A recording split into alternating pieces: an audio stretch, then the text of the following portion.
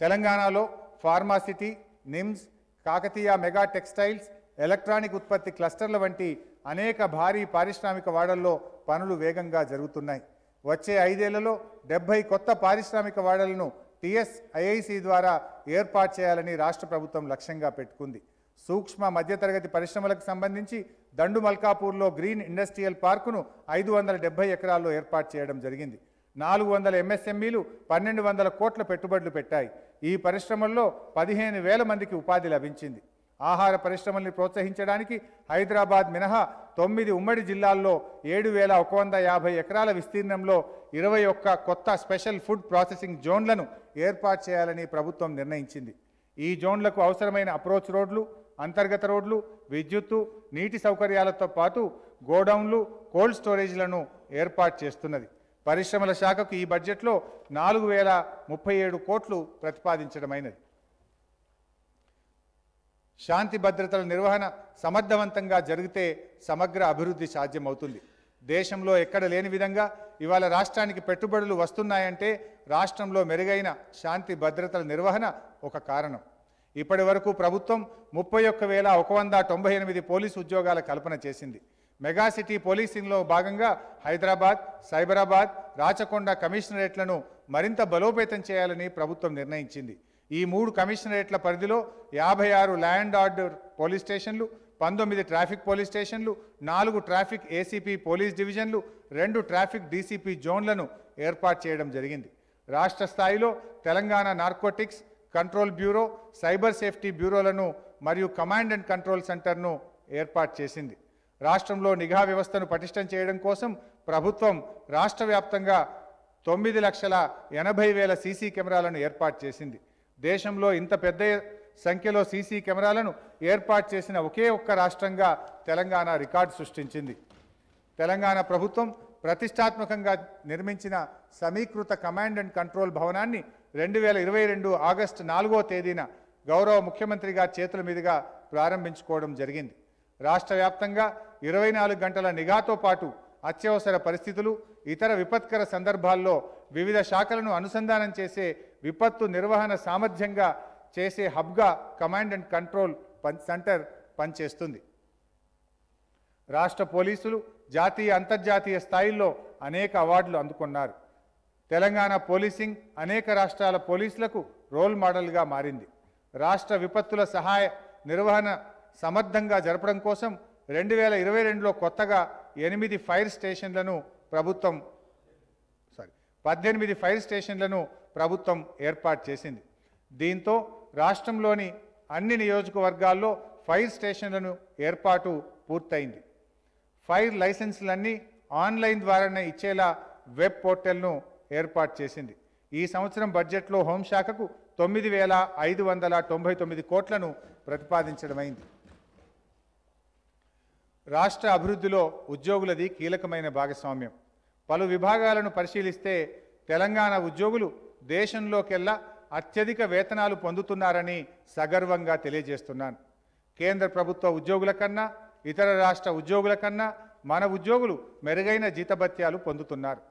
ప్రభుత్వ ఉద్యోగులతో పాటు సమానంగా అంగన్వాడీ, ఆశా, ఇంకా అవుట్సోర్సింగ్ ఉద్యోగులకు ఫిట్మెంట్ ఇవ్వడం, దానిని ఏకకాలంలో వర్తింపజేయడం దేశంలోనే ప్రథమం. కేంద్ర ప్రభుత్వం నిధులలో కోతలు పెడుతూ అనేక ఆర్థిక ఆంక్షలు పెడుతున్నప్పటికీ రాష్ట్రంలో సంక్షేమ అభివృద్ధి కార్యక్రమాల కోసం పెద్ద ఎత్తున ఆర్థిక అవసరాలు ఉన్నప్పటికీ తెలంగాణ ప్రభుత్వం ఉద్యోగ ఉపాధ్యాయుల ప్రయోజనాల విషయంలో ఏనాడు తక్కువ చేయలేదు. ఉద్యోగ ఉపాధ్యాయుల సంఘాల విజ్ఞప్తి మేరకు కొత్త EHS విధానాన్ని ఈ ఆర్థిక సంవత్సరంలో తీసుకురావాలని ప్రభుత్వం నిర్ణయించింది. ఎంప్లాయీస్ హెల్త్ కేర్ ట్రస్టును ఏర్పాటు చేసి ఇందులో ప్రభుత్వ ప్రతినిధులతో పాటు ఉద్యోగ ఉపాధ్యాయులు, రిటైర్డ్ ఉద్యోగుల ప్రతినిధులను భాగస్వాములుగా చేస్తుంది. దీనికి సంబంధించి విధి విధానాలను ప్రభుత్వం త్వరలోనే ప్రకటిస్తుంది. ఉద్యోగ నియామకాలు, లోకల్ క్యాడర్ల ఏర్పాటు మరియు ప్రభుత్వ ఉద్యోగ నియామకాల్లో స్థానిక అభ్యర్థులకు రిజర్వేషన్ల వ్యవస్థ రాజ్యాంగంలోని 371D ఆర్టికల్ కింద రాష్ట్రపతి ఉత్తర్వుల ప్రకారం ఉంటుంది. గౌరవ ముఖ్యమంత్రి గారు పట్టుదల వహించి కొత్త రాష్ట్రపతి ఉత్తర్వులను తెలంగాణ కోసం ప్రత్యేకంగా సాధించారు. ఈ ఉత్తర్వుల ద్వారా తెలంగాణలో 33 జిల్లాలు 7 జోన్లు 2 మల్టీ జోన్లుగా ఉద్యోగ నియామకాల కోసం ఏర్పాటు చేసుకున్నాం. గతంలో స్థానికులకు 60 నుంచి 80% వరకు మాత్రమే లోకల్ రిజర్వేషన్లు ఉండేది. ఇప్పుడు అమలు చేస్తున్న నూతన నియామక విధానంలో అటెండర్ నుంచి ఆర్డీఓ దాకా స్థానికులకే 95% ఉద్యోగాలు లభిస్తాయి. కొత్త నియామకాలు ఈ పద్ధతిలోనే జరుగుతున్నాయి. ఇది తెలంగాణ ప్రభుత్వం సాధించిన చారిత్రాత్మక విజయం. 2014 జూన్ నుండి ఫిబ్రవరి 2022 దాకా ప్రత్యక్ష నియామక విధానం ద్వారా 1,61,572 ఉద్యోగాల భర్తీకి ప్రభుత్వం అనుమతి ఇచ్చింది. వీటిలో 1,41,735 పోస్టుల ఎంపిక ప్రక్రియ పూర్తయింది. వీటితో పాటు కొత్తగా 2022 మార్చి నెలలో గౌరవ ముఖ్యమంత్రి కేసీఆర్ గారు 80,039 పోస్టులను వివిధ కేటగిరీల్లో భర్తీ చేస్తామని ప్రకటించారు. వీటి భర్తీ ప్రక్రియ చురుగ్గా కొనసాగుతుంది. కొత్తగా నియమించబడే ఉద్యోగుల జీతభత్యాల కోసం ఈ బడ్జెట్లో 1000 కోట్లు అదనంగా ప్రతిపాదించడమైనది. ఇచ్చిన మాట ప్రకారం ఏప్రిల్ నెల నుంచి కాంట్రాక్ట్ ఉద్యోగుల సర్వీస్ క్రమబద్ధీకరణ మరియు సెర్ప్ ఉద్యోగుల పే స్కేల్ సవరణ చేయబోతున్నాం. ముఖ్యమంత్రి కేసీఆర్ గారు ఏ పథకాన్ని ప్రవేశపెట్టినా ప్రజల అవసరాలే ప్రమాణంగా భావిస్తారు. అంతే తప్ప ఎన్నికల ప్రయోజనాల కోసం చేయరు. ఎన్నికల మేనిఫెస్టోలో పేర్కొన్న అంశాలను అమలు చేస్తూనే పేర్కొనకుండా ఎన్నో పథకాలను మానవీయ కోణంలో ఆలోచించి అమల్లోకి తెచ్చారు. దళిత బంధు, రైతు బంధు, రైతు బీమా, కంటి వెలుగు, KCR kit, KCR nutrition kit, అమ్మ ఒడి, కళ్యాణ లక్ష్మి, షాదీ ముబారక్, బీడీ కార్మికులకు, ఒంటరి మహిళలకు, బోధకాలు బాధితులకు, డయాలిసిస్ పేషెంట్లకు ఆసరా పెన్షన్లు, రైతు వేదికలు, నీటి తీరువా రద్దు, గొల్ల కుర్మలకు గొర్రెల పంపిణీ, మత్స్యకారుల కోసం చేప పిల్లల పంపిణీ, గీత కార్మికులకు చెట్ల పన్ను రద్దు, నేతన్నకు బీమా పథకాలు కానీ, అదేవిధంగా గీత కార్మికులతో పాటు వాహన డ్రైవర్లు, భవన నిర్మాణ కార్మికులు, మత్స్యకారులు, జర్నలిస్టులు, హోంగార్డులు తదితర వర్గాల వారికి 5 లక్షల ప్రమాద బీమా కానీ, ప్రభుత్వ భూముల్లో ఇల్లు నిర్మించుకున్న పేదలకు ఉచితంగా పట్టాలు, సామాజిక వర్గాల వారికి ఆత్మగౌరవ భవనాల నిర్మాణం కానీ, అంగన్వాడీ, ఆశా, హోంగార్డు తదితరులకు ఇచ్చే పారితోషిక పెంపుదల కానీ, విద్యార్థులకు సన్నబియ్యంతో అన్నం, జిల్లాకో మెడికల్ కాలేజ్, ఇట్లా చెప్పుకుంటూ పోతే అనేక అంశాలు ప్రజల ఆకాంక్షలకు అనుగుణంగా అమలు చేసిన ఘనత గౌరవ ముఖ్యమంత్రి కేసీఆర్ గారిది, బీఆర్ఎస్ ప్రభుత్వానిది. అనేక సవాళ్లు, అవరోధాల నడుమ తెలంగాణ ప్రగతి ప్రస్థానం స్ఫూర్తిదాయకంగా కొనసాగుతున్నది. 8.5 ఏళ్లు తక్కువ వ్యవధిలోనే అనేక విజయాలను సాధించి దేశం అబ్బురపడే అద్భుతాలను ఆవిష్కరించింది. నాడు తెలంగాణ ఉద్యమాన్ని ముందుండి నడిపించి నేడు స్వరాష్ట్ర ప్రగతి యాత్రకు సారథ్యాన్ని వహిస్తున్న ముఖ్యమంత్రి కేసీఆర్ గారు తమ దార్శనికతతో, మేధాశక్తితో, సృజనాత్మకతతో, పరిపాలనా పటిమతో మనందరిలో నిరంతర ఉత్సాహాన్ని నింపుతున్నారు, ముందుకు నడిపిస్తున్నారు. 8.5 ఏళ్ల తెలంగాణ అభివృద్ధిలో దేశం ముందు అపూర్వమైన ఆదర్శాన్ని నిలబెట్టింది. సంక్షేమంలో స్వర్ణయుగాన్ని సృష్టించింది. అభివృద్ధికి మానవీయ కోణాన్ని అద్దింది. ముఖ్యమంత్రి కేసీఆర్ గారు ఆవిష్కరించిన ఎన్నో పథకాలకు జాతీయ, అంతర్జాతీయ ఖ్యాతి లభించింది. నేడు ఇతర రాష్ట్రాల ప్రజలు కూడా తెలంగాణ తరహా అభివృద్ధిని కోరుకుంటున్నారు.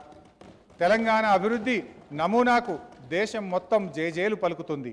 కేంద్ర ప్రభుత్వం రాష్ట్రంపై కక్షను, వివక్షను ప్రదర్శిస్తున్న, అనేక ఆర్థిక ఆంక్షలు విధిస్తున్న సంక్షేమ అభివృద్ధిలో ఏనాడు కొరత రానివ్వకుండా తెలంగాణ ప్రభుత్వం ప్రజా ప్రయోజనాలను కాపాడుతున్నది.